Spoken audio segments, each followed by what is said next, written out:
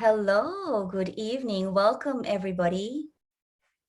Welcome to another episode of the Atomic Self-Love Project on Spiritual Events Directory. First of all, let me just say Happy Mother's Day to everybody.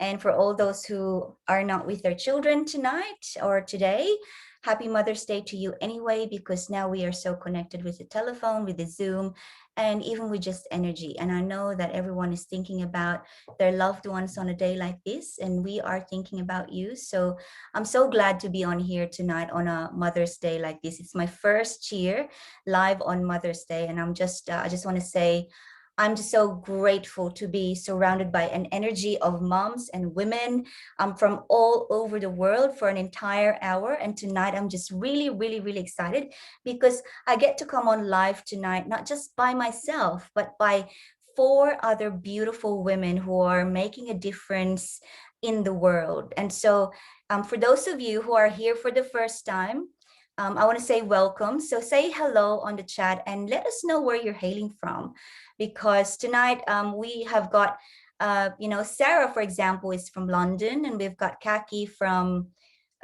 Western Australia, and most of us in the Gold Coast, Queensland, and we've got Tash from South Australia. So our guest speakers tonight are people from different places, and so we love to hear from you to let us know where you're from. I'm just going to make sure that I'm actually seeing your comment. So give me 2 seconds here, because as you know, I have like a 5 to 10 minute delay being on Zoom.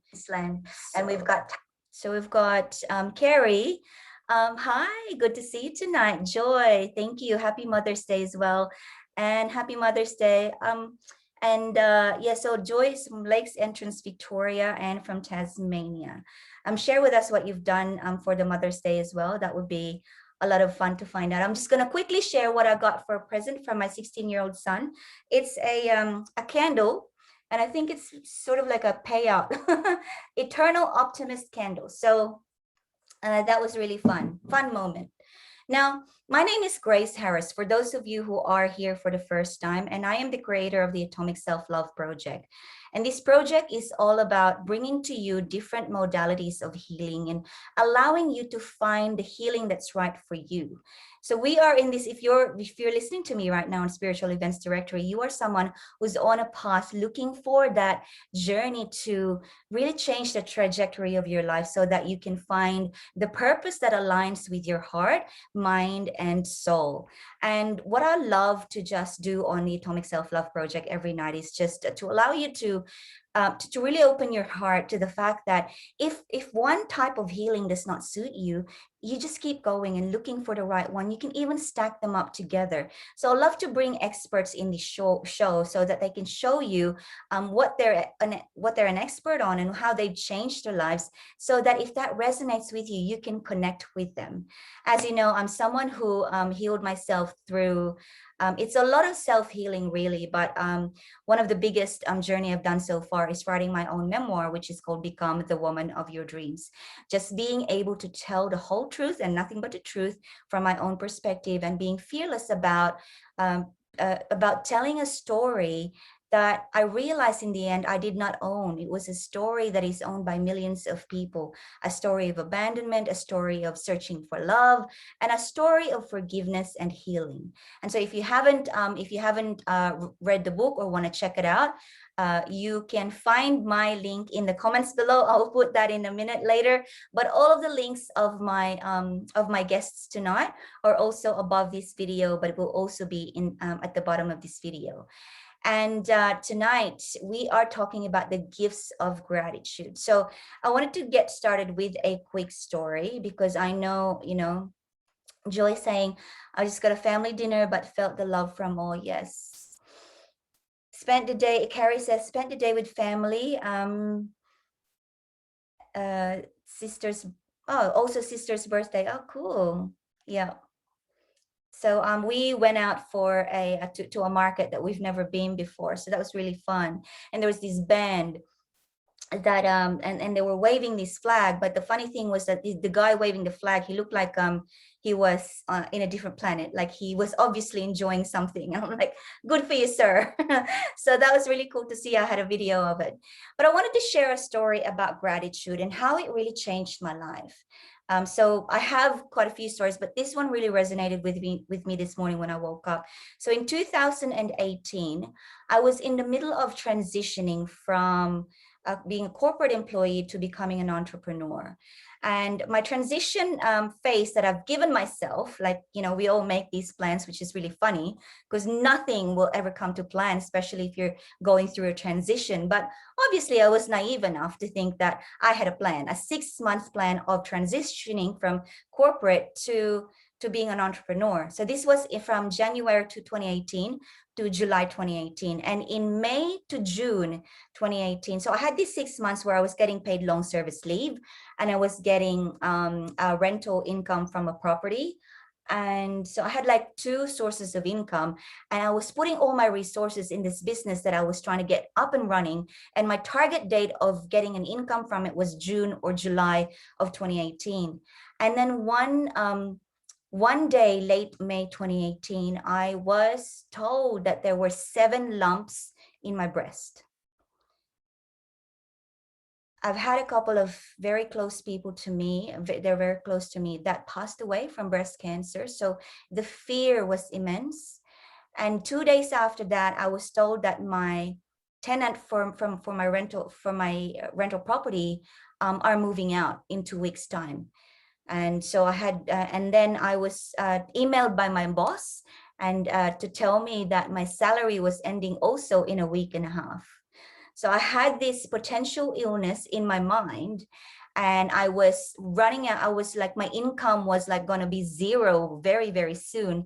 I have this business that I've invested myself so much into, not just energy and time, but a lot of my financial resources.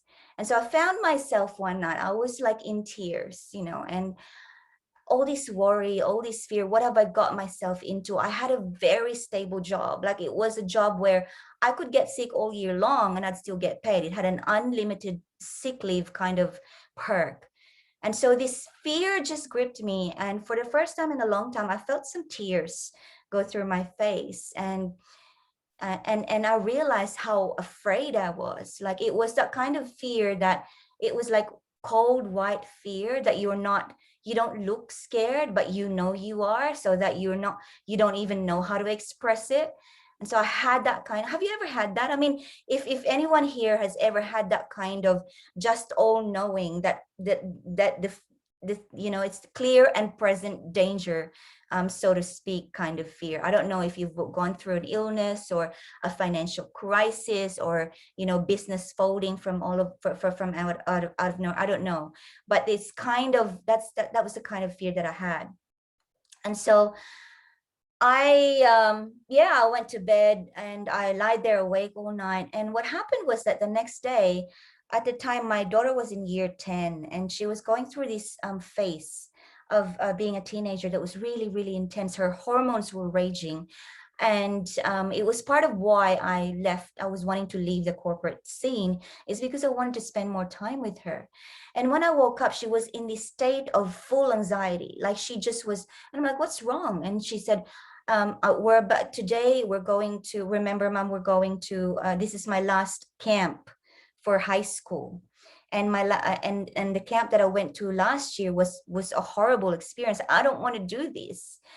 So she was just, you know, and her state of mind, and all of a sudden I realized, you know, like nothing really mattered but her state of mind. Like I didn't even, it was just, I just had this moment where it doesn't matter how much money I make, or it doesn't matter how successful I am. If my child is going to be in this state of mind, then nothing really will make sense. So I forgot myself and I looked after her and I put her in a happy state. And we did a couple of things before I drove her to school. And by the time she went to school with her suitcases, she was hopping and skipping. But it was all an effort for me that I had to really consciously say to myself, it doesn't matter what you're going through, because what's more important is this child that you have that needs you right now. And this is the interesting thing. This is why this is called Gifts of Gratitude tonight.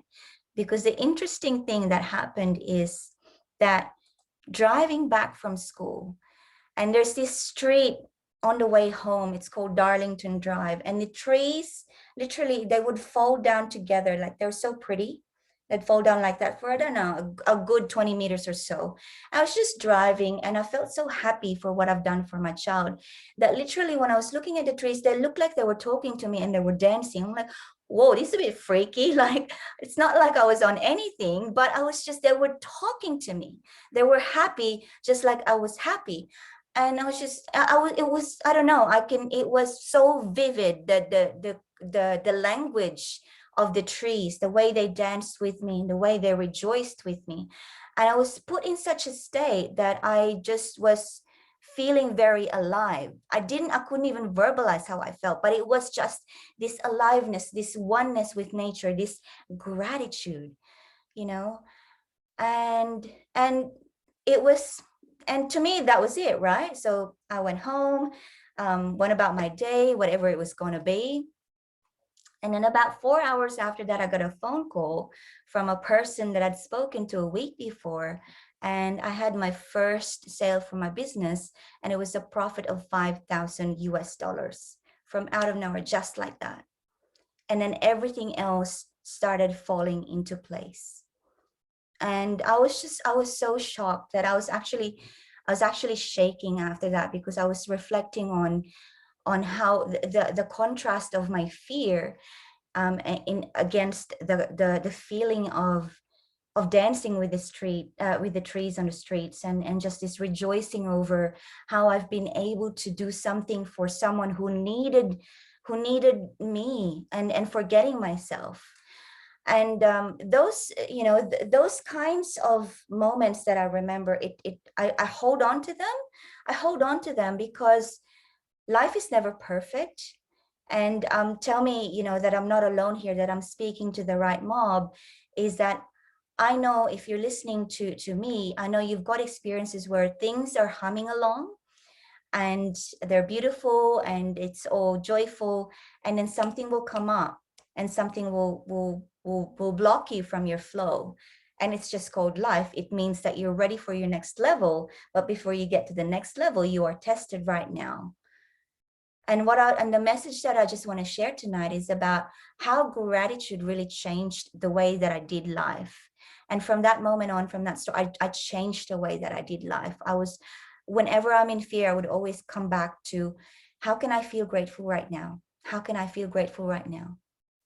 And so I cannot wait to get started with the first lady that I have here. So I want to get started. So I've got a little grid in my Zoom. So I'm going to start from left to right. And I've got Kaki Lee. So Kaki, are you with me? Yes, I am. I kind of knew you'd pick me first.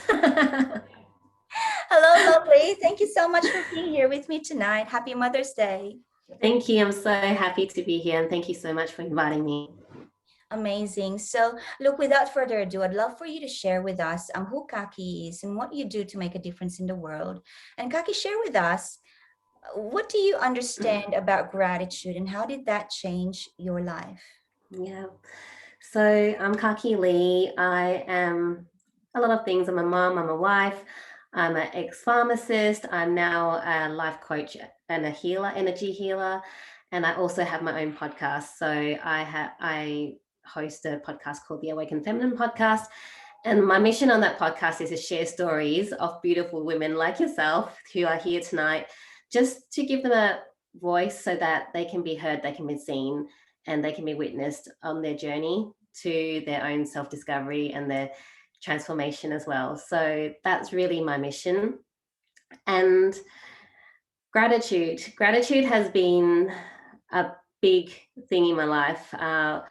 My belief in gratitude is being thankful for not just the big things that happen, but all the little tiny things. I think a lot of times we go through life and we're like, oh, we're just humming along, and it's like Groundhog Day. We wake up, we go to work, all those things, but we never take it, we take it for granted. And, is when big things happen like this, last year when COVID happened, that people actually took a step back and went, oh, we took for granted that we can go out freely, those little tiny things that you never even think about.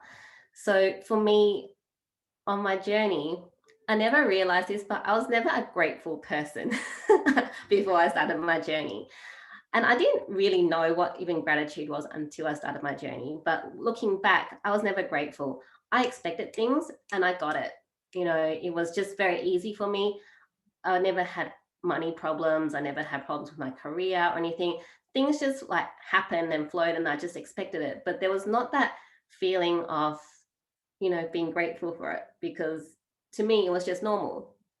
And then it was really after I had my first, daughter, that things started falling apart.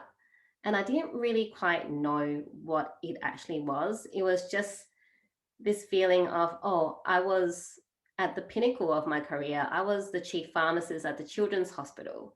You can't get higher than a chief pharmacist when you're a pharmacist. And I had a baby. And whilst I've always loved children, I had this baby and I went, okay, I don't know what to do with this thing. It doesn't respond to me. And, at work, even the worst employee will tell you what they think, right? Or they'll do something to make you know what they think. So you know how to handle it. When you have a child that doesn't respond, you're just like, well, I don't know.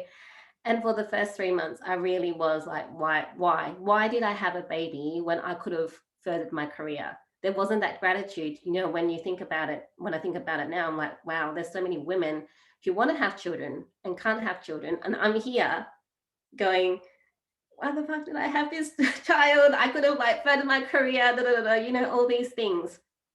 And I just went down. It was like a downward spiral from there. And it kind of like got better, got worse. I think I was very high functioning in terms of, I did have postnatal depression, kind of diagnosed a bit further down the track, but I was high functioning. No one knew that I was crying every night except for my husband. And I went to see a psychologist. I was very science-based and I went, I'm going to try seeing a Reiki healer. And it was then, I think, lots of things shifted. And I was also studying a lot of personal development at that time as well. So reading about personal development and understanding, gratitude, what gratitude actually is. So I started really writing, just, starting off really small, like writing 3 things down. You get those little gratitude journals, write 3 things down that you're grateful for each day. So I started doing that. And, sometimes it was hard. I mean, I couldn't even find 3 things that I was grateful for each day, even though, I had a great life and it just didn't make sense. But I mean, now I can just rattle things off. I can just go for like 10 minutes telling you what I'm grateful for. But it was when I started this gratitude journey and realizing that I hadn't been grateful. I couldn't even find things to be grateful for, right? Then things kind of started to shift and my depression started getting better. And then it was from there that I started really moving in my journey and going, okay, pharmacy where I wasn't really for me anymore. And then looking outside of that to find what it is. And although people might go, well, he has such a great career in pharmacy, but to be honest, it never was my choice to be in pharmacy. It was more a seed planted in by my parents going, pharmacy is a great job for women because once you have children, you can just choose to work 1 or 2 days a week, those kind of things. But it never was. And I mean, the gifts of gratitude, sometimes it's not like, just knowing that there's how to be grateful. But once you open that up and open that space up, things start opening up in your life that you would never even think about. I would never thought I would leave pharmacy. There was not a single thought of leaving pharmacy. I was one of those, oh yeah, I'm a pharmacist. I'm going to be a pharmacist for the rest of my life because that's what we've been programmed to. But once I started this, really that gratitude journey, it was like things started opening up, and the next step and the next step and the next step. And really, I think the major turning point for me was last year. At the beginning of the year, I started doing a coaching certification. And I was, it was just crazy because when I started that journey, I was, you know, you have to exchange coaching sessions with people when you do your certification. And I think we had like to do 5. I did like 30 something sessions. I exchanged 30 something sessions with people. And it was also because like every single thing, it just unlocked. It was like the next person was the right person. And, you know, and my heart was just so filled because it was like, okay, this person helped me unlock that. And then somehow something would happen and I'll find a book and it would just unlock a whole lot of other things. And I just love how, yeah, just being grateful can help you open up to all these opportunities. Because also last year, I got to a point, probably around October, I was kind of getting a bit stagnant, and I stopped my journaling, I stopped everything, including my gratitude practice. And I can tell you, I started slipping. I could feel myself slipping. Like, I didn't know. I knew I had to take a step back from everything because I was pushing. I was pushing and pushing, pushing. But, because it was because I stopped everything. And then when I started getting back, everything started flowing again. It's just crazy how when you don't, you forget to be grateful, that things just stop flowing. And so now it's confirmed for me that I need to remember to be grateful. And the thing is, gratitude is not a destination, it's a journey, and it's a constant reminder every day to be grateful for what you have in your life. Just being alive and having fresh air to breathe is something to be grateful for. So for me, it's just a constant reminder to myself to even, you know, I ask my daughter every day, you know, what's something that you're happy about each day, just so that she can start getting into that mindset of finding things to be happy in her life. Because sometimes she comes back from school and she's like, I had the worst day ever, mummy. I'll be like, okay, 5.5-year-old, what's the worst thing that had happened today? It's like, no one played with me. I'm like, I'm sure someone played with you, right? What's something that, you know, was good today that, you know, you were happy about? So it's just for me as well, starting that young for people, like for my family, but reminding people that if, you know, you do have kids, especially today's Mother's Day, to start getting to think about how, you know, what's good in their life rather than focusing on all the bad stuff. Because as I think as humans, we just programmed to think of all the bad stuff, right? We just, it just happens. Like if someone, you had the person, someone in your life that did everything right by you for 10 years and they did one thing bad, one thing, you just remember that one thing. And that's something that we need to, you know, remember. Okay, I'm grateful for this person for so long. Okay, what happened here is, yeah, sorry, I'm just like blah, blah, blah. Hang on, I'll stop. Amazing. Oh, wow. So that's thank you for your story, Kaki, because you know it's so important that we get to normalize the struggles that we have. And I just wanted to, because there's so much that you shared, but I wanted to just go back about, I don't know, a few minutes into your story, because I speak to so many women about getting into a state of love. And I'm not talking about love generally, you know, an intimate love or love with other people, but just love in general, just the feeling of goodness.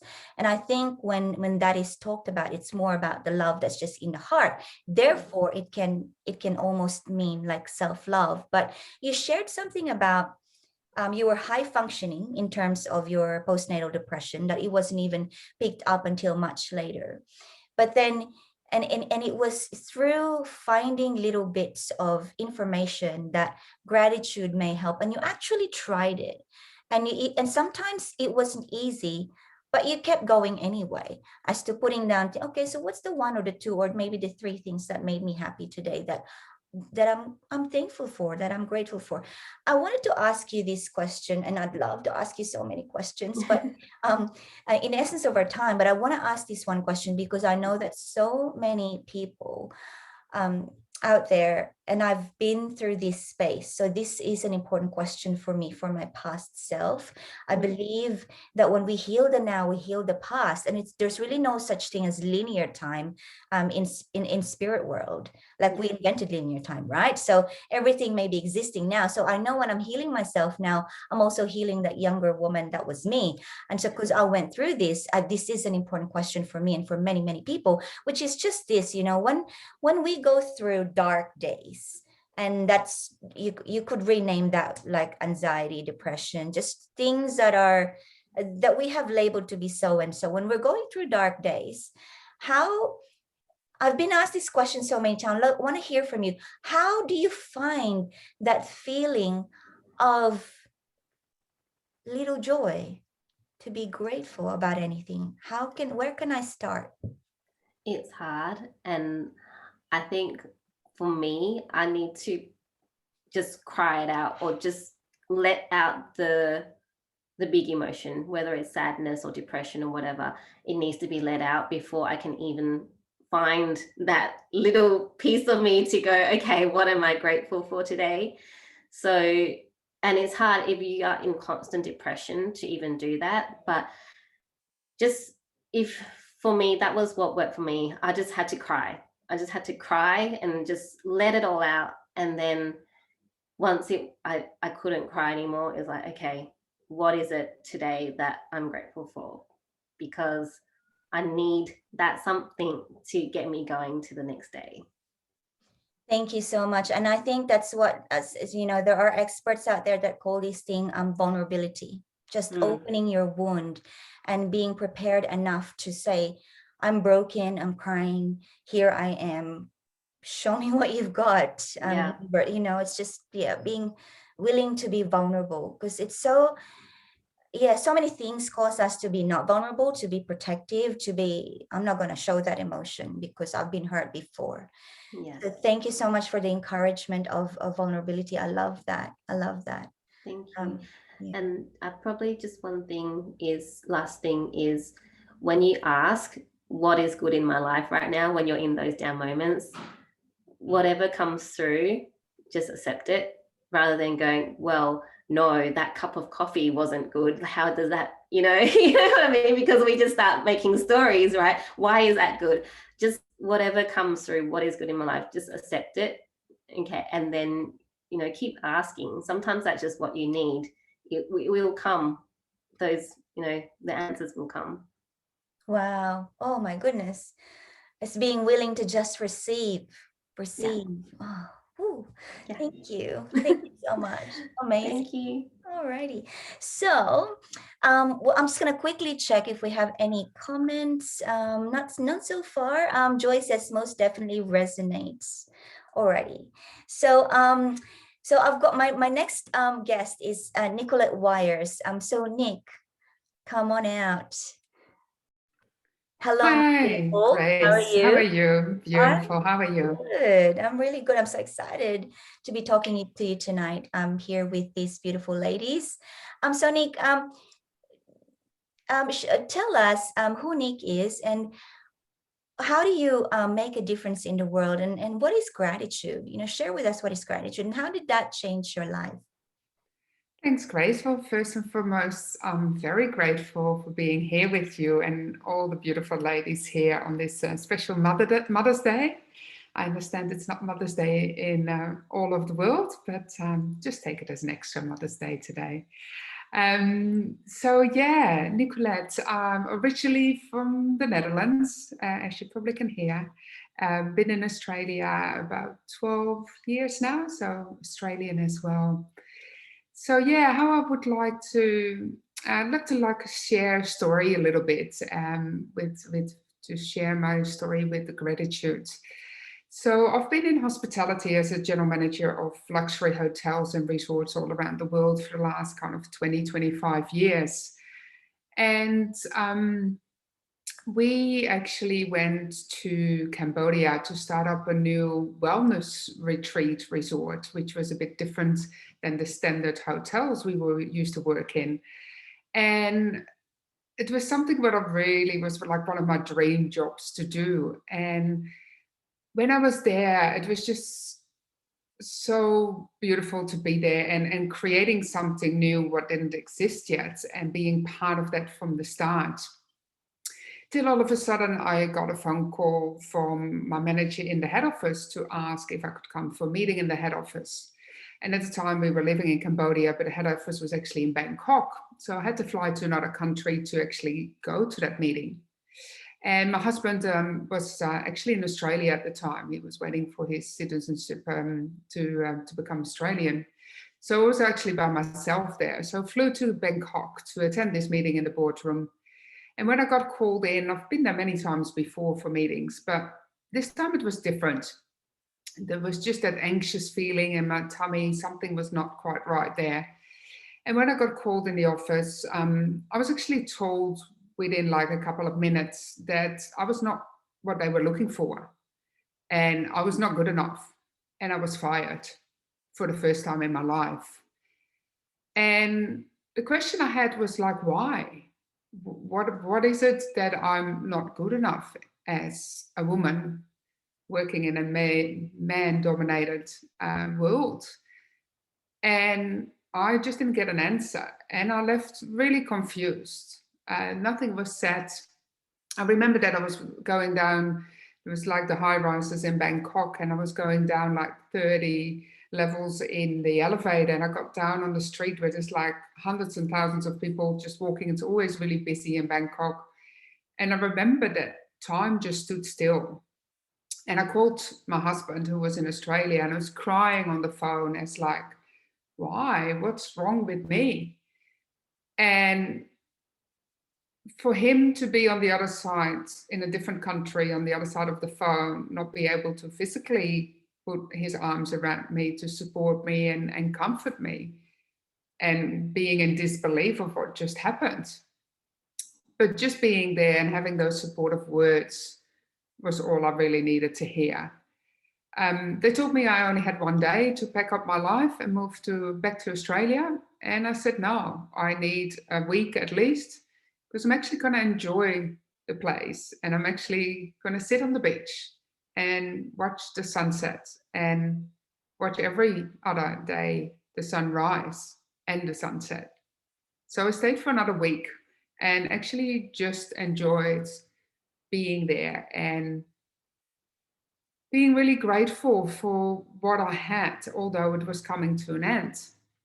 But it was also, the sunrise was again a sign of new beginnings, and going back to Australia was a sign that as much as one door closes, there's always one other one opening.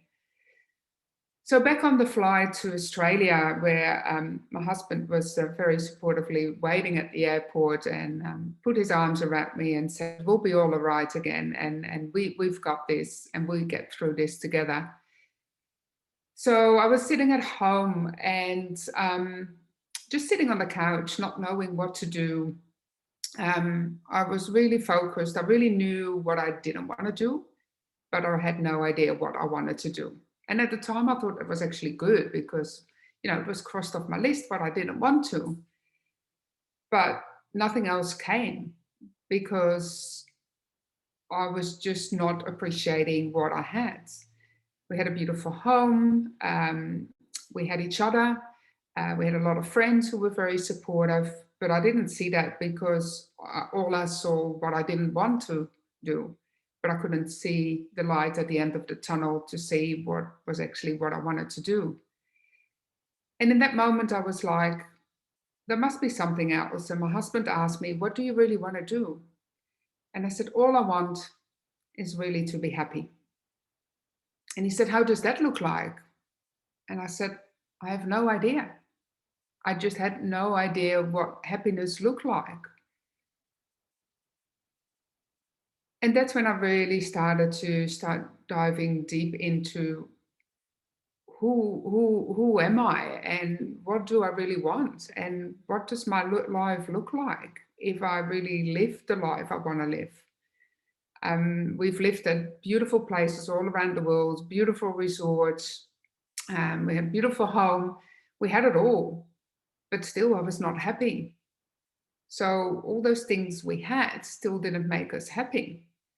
And then we went back as well and discussed what was the time we were actually happy. And it was a time that we were traveling together. We traveled for 2.5 years. We left the Netherlands, our home country, and had a one-way to Sydney. No, not a lot of money at the time, but we had the best time of our life because we just appreciated everything we had at that moment. And that was sitting in a little backpackers in a hammock on the beach, again, watching the sunset, watching the sunrise, and spending time together, meeting new people, you know, experiencing different cultures. And that really made us happy. There was no have-tos. We were free to do what we wanted to do. We stayed in places as long as we wanted. And if we felt like we were moving on and we were ready to go, then we left. And that's how we lived our life for like 2.5 years. And that's the time when we decided to stay in Australia. So when this all happened and I was back in Australia, I was like, okay, what is next then? You know, there's always that next and the urge to do bigger and better again and again. And what is the next job? I was general manager. How much more bigger can we get in the hospitality world? Go high up in the corporate office, which I didn't want to. I wanted to be at the resorts itself. And this dream job came up, another dream job. And that was going work next to Richard Branson's island in the Caribbean. So I was all excited. It was creating a wellness resort from scratch again. It was not there yet. So I could put like that creative side of me in there. But again, it was working for somebody else. And what happens? 3 hurricanes later, the whole resort is just scattered down by the hurricane, or the cyclones, as we call it in Australia. Nothing left standing. And here I am sitting in Australia, watching on the television, the news, and what do I see? The resort we were going to work at, completely flattened down. So my whole dream job was scattered to the ground, literally. So what to do? And again, I burst into tears and my whole world fell apart. Everything happened. My grandmother passed away, our laptop crashed, I lost my voice, I was really sick that weekend. So I was like, I don't deserve this. Why is this happening to me? And all our friends kept on saying, it's not meant to be, it's not meant to be. And I'm like, what do you mean? It's my dream job. What do you mean not meant to be? This is what we want to do. And then a couple of days, weeks later, I came to a realization it's not meant to be. It's not my dream job. So I really need to focus on what I really, really would like to do. And that's when I started my own business. And it ticked all my boxes. I looked at a couple of different opportunities and things, and I really, really resonated. And what was I looking for? I was really looking for a like-minded community, to be part of that. Because what I really missed out on when I was younger was that sisterhood, the community, and being part of that. And that's what I found. Really started my journey in diving deep into not just personal development, but deep healing, because I knew there were so many things from my past lives that I really needed to clear up, because otherwise I couldn't live my full life. And they said, oh, well, you can do that, start your business and work on yourself. But I actually decided to really focus on myself, because that's what I really, really wanted. and what I felt that was needed at the time. So I started really the work, deep inner work, started to find more sisterhood communities, and really just started to appreciate everything I had in my life and what I used to have, because there were so many beautiful moments that I didn't know I was supposed to be so grateful for, because it was just normal. Also, I didn't know there was like, we do a lot of feminine work and sisterhood work, but there's also a lot of men's work out there. And I wanted to convince my husband that that's what he needed to do, but I didn't need to convince him. He saw the change in me, and that really made him decide to start doing the work. And as a woman, you can't make a man a man. He needs to run with the wolves, and he needs to do that with the man. And I was very, very grateful that he started his journey and I started mine. But it also meant that it was our journey together. And I can actually say back together, because we were shifting away from each other. And by doing this deeper work and really understanding each other and understanding the gratitude, and not just striving to what is in the future and what is next and what is next, but actually appreciating what you have now. And that means every single little small thing you have, really made us realize, wow, there's so much to be grateful for each other, for the love we have for each other, for the communities we part of it, sisterhood, brotherhood. Our families are physically not close to us, but there's so many other ways to get connected. But our friends are our family. So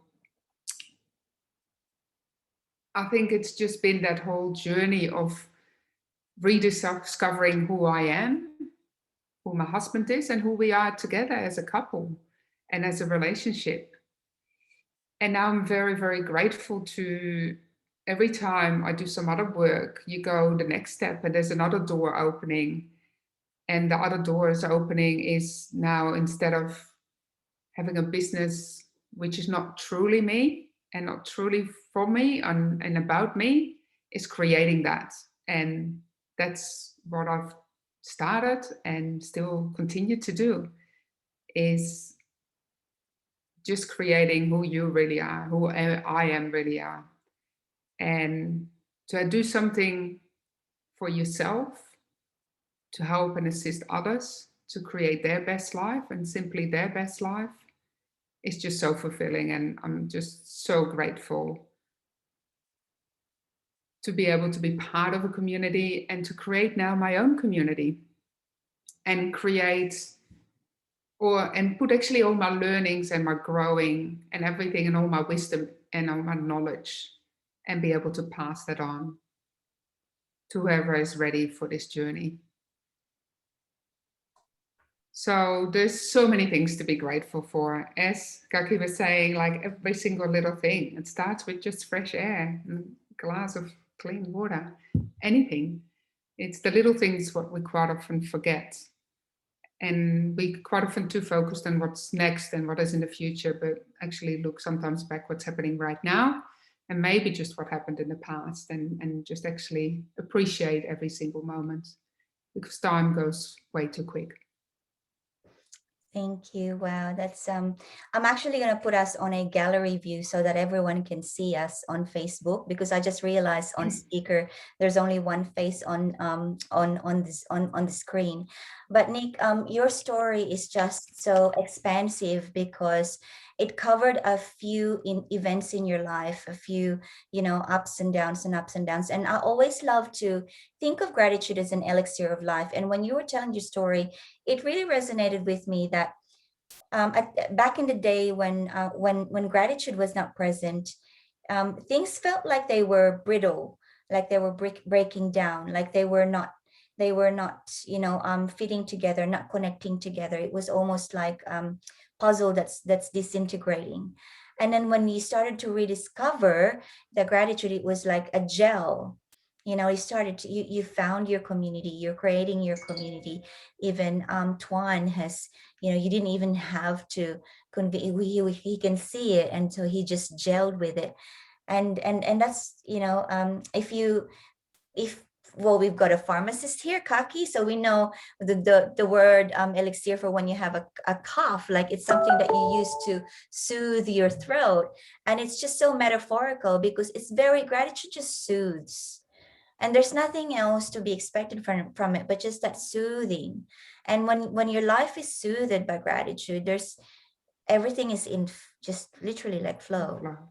Yeah, just so amazing story. So thank you so And I much. think as well, you out of the learnings and the growing and the self-love we do, you actually know you are good enough. We are good enough. I am good enough. And nobody else is going to tell you we are not, because we are. Yes, absolutely, baby. um so we've got a comment from Nigidan. Letting go of old pattern and ancestral hand-me-downs. It's great to discover that you can do whatever it is you want and pass it on to younger people ASAP. Thank you for that. That's beautiful. So we actually technically finish in 15 minutes, but I'm going to go over a little bit because I've got two more beautiful ladies here. And without further ado, I just want to call on my beautiful friend Tash. So Tash, come on out. Hello, beautiful. Hey, beautiful. Amazing. So I want to ask you, Tash, what do you do to make a difference in the world? And what's gratitude for you? And how did that change your life? Well, I am a lot of things, but all the usual labels or like different coats. So I'm a mother and I'm an employee. I work as an accountant, a daughter. I live in rural South Australia. I teach yoga. I've done my yoga teacher training in the last 12 months just because I really wanted to give back. I've just finished my NLP training and now doing my master's because I want to do an NLP and life coaching as well. I have a really strict morning routine and I want to share that with people. So those are the things that I try and encourage, like locally, things that I help people with. I think I first became aware of gratitude and how much gratitude can not necessarily change your life, but change your mindset. So in effect, that changes your life by how you see your life from like a really young age or youngish. So when I was 16, I went to Jamaica for 12 months. It's like a high school exchange student. And obviously being from rural South Australia, it could not be more different than my world that I'd grown up in. And I was astounded at how happy they were. Like, so where I lived, like our school was crazy compared to where we are in Australia. Like, you know, we often didn't have food. My father worked in Guantanamo Bay because there was no jobs in Jamaica. We didn't have electricity. We didn't have a car, all of this stuff. And yet they were so incredibly happy. And so like for food, like if a poor goat wandered in our backyard, my mummy, my Jamaican mummy, went at it with a machete and then we fed the neighborhood for like the next 3 days. Then we didn't have food again for another week. And so whatever they had, they shared with everybody. And they were so happy and so grateful and so giving. Like I had a double bed in my room. And whenever I never had that bed to myself in 12 months. Like every night there was some other random stranger that mummy had invited off the street because they didn't have anywhere to live. And that was totally normal to them. And they were so happy and grateful. And then when I went back to Australia, I found it really hard to settle in. I was always square peg, round hole. And I guess a year in Jamaica didn't help that anymore. But I found everyone in Australia, they just had a real attitude, like they expected everything and they weren't grateful for anything.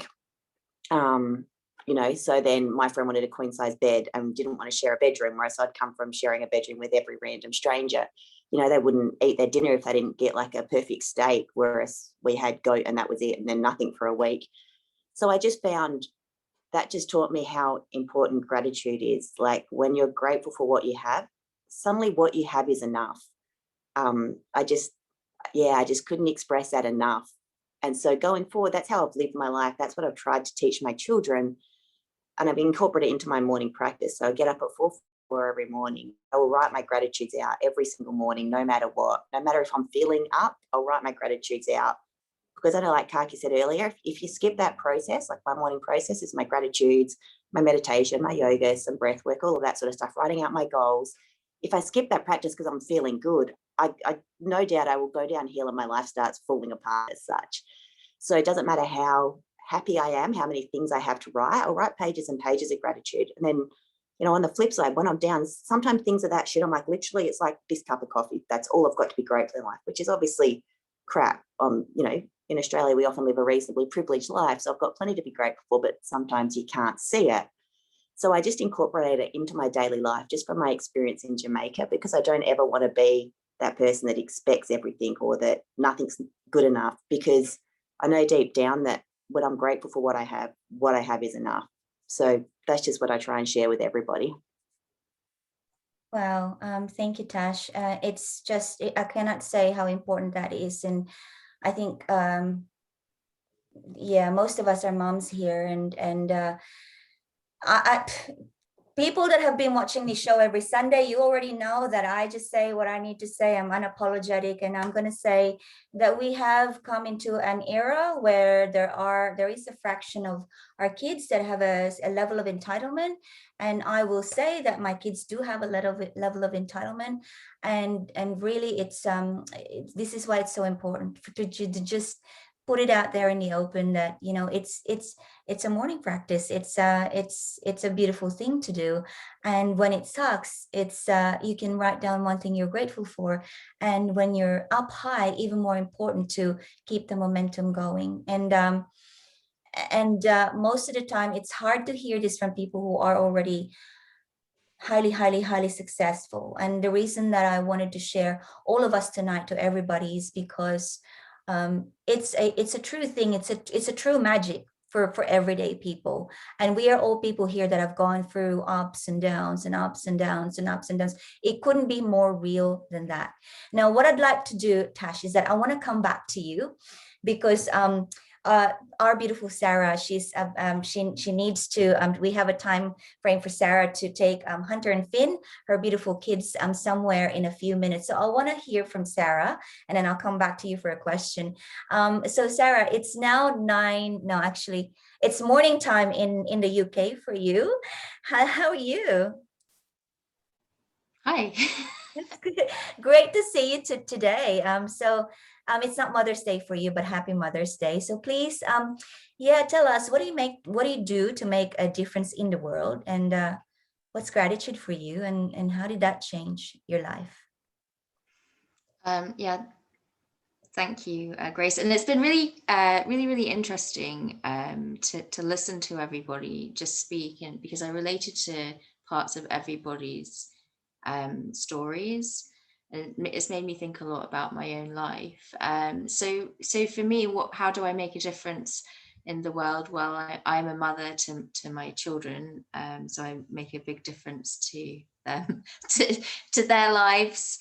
And I'm a mother, I'm a wife, and I'm a friend. I'm a coach, and I also have recently started working with some colleges in London, and working with the success principles, the law of attraction, and all of that kind of stuff to really help some of those students. And I find that really fulfilling, really fulfilling work. So they're older, they're, you know, between the ages of 16 and 20. And I think I find that fulfilling because I was, you know, I really struggled when I was that age, and I didn't have anybody really telling me, didn't have anybody to look up to at that age. And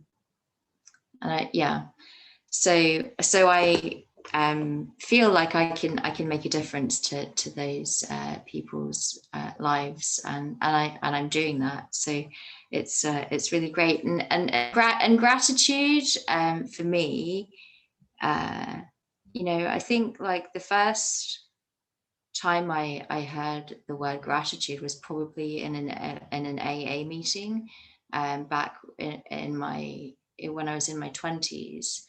And I really didn't like the word. I didn't like the word grateful. I didn't like it. And I thought like it was airy fairy, and like that I didn't need to be grateful. And what are all of those people talking about? I was in my 20s, I suffered from an addiction. I suffered from addiction, and I was really, really ill with addiction. But I do think that I did grasp the concept of gratitude, and I think ultimately that played a part in me getting clean and sober. But really, I didn't understand it the way I do now until just a few years ago. I met you, Grace. You talked about becoming an entrepreneur, and I was also on a similar path at that time, and that's also when I came to understand gratitude in a different way. So I realized that I have a choice in the way that I think about things, and I can choose to look at everything that's wrong, or some things that are wrong, or just a few things that are wrong, or I can choose to look at those things and turn those things around and think of those as kind of lessons. And really, that's what I've done with every single thing in my life over the last 3 or 4 years.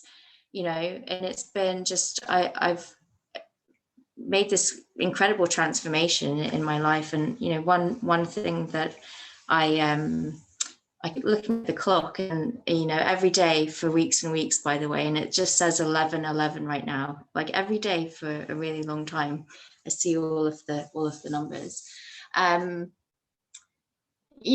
So just as an example, though, I'm married, but a couple of years ago, I was in the middle of a divorce.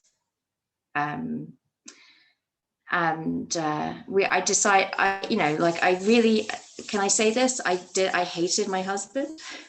I hated him, and I wanted to get a divorce, and I'd wanted to get a divorce for a really long time, for years and years.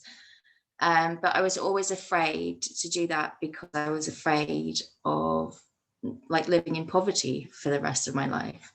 I think that's not an uncommon thing for women to think about.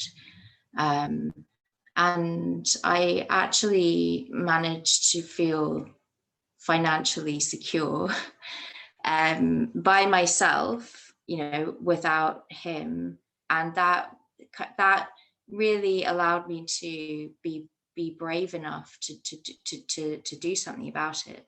And so he left. He stopped living here, and a couple of I went to Seattle, and actually I saw you in Seattle, Grace, and somebody there said to me, he's going to make this really, really difficult for you. He's going to make this as bad as he can possibly make it. And this person didn't know me, didn't really know my husband, didn't know my husband at all. And I thought, oh, I don't think that he will make my life really difficult on purpose. He's not that kind of person. But my husband also, he was an alcoholic. And I knew that I couldn't be living clean and sober for however many years it had been by that point myself, and then constantly having this idiot around, wasn't conducive to me moving forward with my life. And then I looked at my children, and I just thought, they need a father figure, and I want them to have their dad, right? And so, and on that day when that woman said that to me in Seattle, I just thought, I've been looking at this the wrong way. Been looking at this you know, it's been sucking my energy for months. And, you know, I just have to think about, instead of thinking about worst case scenario, think about best case scenario here. And I did, and I approached my husband, I think maybe a month, maybe 6 weeks later or something. And me and my children were going to America for a holiday. And I said to him, you know, why don't we just try one more time and make this thing work? But you've got to quit your job. You've got to stop hanging out with all of those losers. You've got to stop drinking. You've got to stop smoking. You've got to be clean and sober, blah, blah, blah, or it's finished. And I'd never said that to him before. I'd never, ever said that to him before. That's actually what I wanted. And he came with us. He quit his job. He stopped hanging out with all of those people. He got clean and sober right there on the spot. And he hasn't, you know, he's been clean and sober ever since. And it just, you know, to me, that's like a real kind of testament to gratitude, because, you know, like just being grateful for, you know, being grateful for the lessons in life, and realizing that through the adversity, through all the difficulties, you know, all the challenges, or whatever word you want to use, that it's teaching it, you know, it's teaching me something. It's up to me to take the lesson from it, right? But that's like the attitude of gratitude that is really important for me in my own life, and moving myself forward to where I want to be. And I think that's probably as much as I can say before I have to. Oh my God. go. Sarah, that's powerful. Before you go, if I could just say, that it's just the power of the story of what you said. And love and gratitude always come together. Like there is never gratitude on its own. When you feel the gratitude, there's always love about gratitude, about something, about someone. And I see how the way you look at Hunter and Finn and Sarah's children, and I see the way Fred looks at Hunter and Finn, and you know, and there's really no need to verbalize where the gratitude had flowed from or is flowing to, but the power of the story of what you said, like, you know, choosing to, like Kaki said before, to be vulnerable and saying for the first time, this is who I am, this is what I need from you. I love our life together as a family, but this is what needs to be happen. And these are my wounds. Are you willing to go in with me? You know, and just and being that kind of vulnerable, because he could have said no way, but you were willing to put it out there because you saw the potential. You chose to focus on the good. Yeah, that's right. And you know, it's just been amazing. I mean, sometimes I think, gosh, imagine if that hadn't happened. Like, it could have been a really, really different life for me, for him, and for our children. But we chose this, and we chose the best thing for ourselves and for our family. Yeah. Thank you. I love you for just bringing that powerful lesson to us tonight, or this morning for you.